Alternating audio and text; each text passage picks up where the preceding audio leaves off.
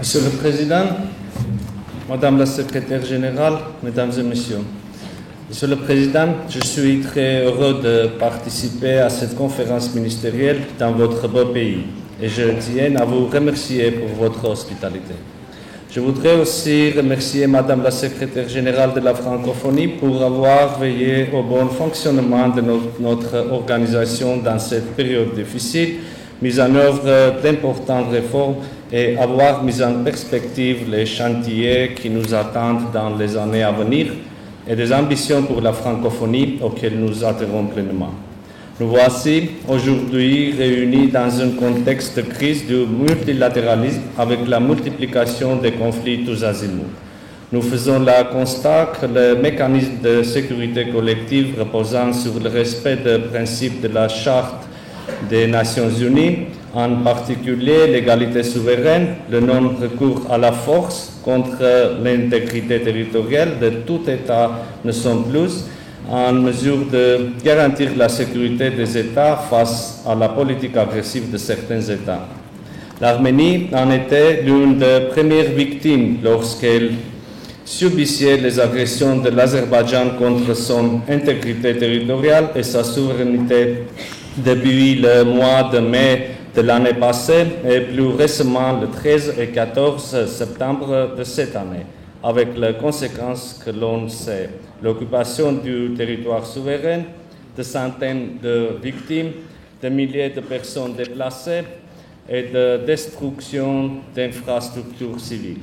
Sans oublier les très graves violations du droit international humanitaire, des atrocités innommables perpétrées par les forces armées azerbaïdjanaises à l'encontre des prisonniers arméniens, y compris des femmes soldats, qui ont horrifié le monde.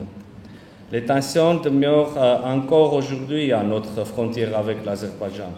En dépit des engagements de ne pas avoir recours à la force ou à la menace de la force, le président de ce pays continue à proférer des menaces à l'encontre des populations du Haut-Karabakh et à afficher des prétentions territoriales infondées contre l'Arménie. Nous nous félicitons à cet égard que plusieurs pays aient reconnu la violation de l'intégrité territoriale de l'Arménie et demandé le retrait des forces azerbaïdjanaises du territoire souverain de la République d'Arménie. L'Arménie reste attachée à un règlement pacifique de toutes les questions liées au conflit, y compris celles relatives aux droits et la sécurité des populations du Haut-Karabakh, et remercie les partenaires internationaux qui déploient des efforts pour y parvenir. Chers collègues, pour revenir aux travaux de notre conférence, l'Arménie souhaite apporter son soutien aux documents soumis à notre approbation portant sur les avant-projets de cadre stratégique de la francophonie, de déclarations sur la langue française et de règlements relatifs à la procédure d'adhésion. Nous marquons également notre accord sur l'avant-projet de déclaration de Djerba.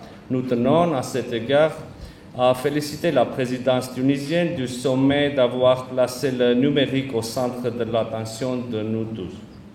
S'agissant enfin de l'avant-projet de résolution sur la situation de crise dans l'espace francophone, nous souhaitons porter toute notre appréciation sur le paragraphe concernant l'Arménie.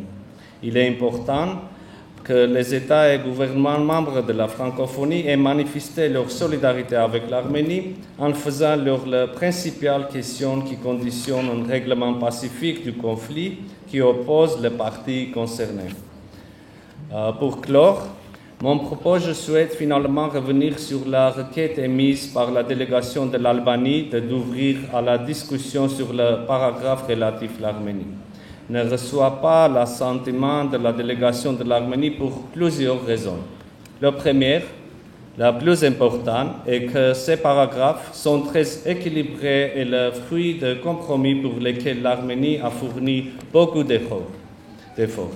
La deuxième, nous devons respecter les travaux du comité, de son président et de ses membres qui ont mené de longues discussions pour trouver des solutions acceptables par tous aux différentes questions posant des difficultés.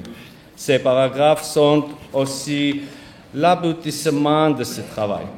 J'ajouterai une dernière raison, celle de l'efficacité des travaux de cette conférence. Nous ne pensons pas que la délégation de l'Albanie soit en mesure de présenter, d'après ce qu'elle a déjà annoncé, un projet de paragraphe susceptible de trouver un consensus au sein de notre conférence. Nous estimons qu'il serait contre-productif de se lancer dans de nouvelles discussions qui ne peuvent mener qu'à une impasse.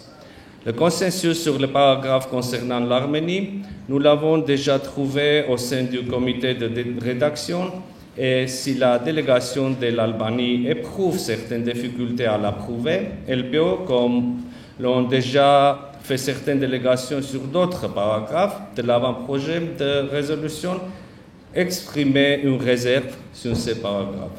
Je vous remercie pour votre attention.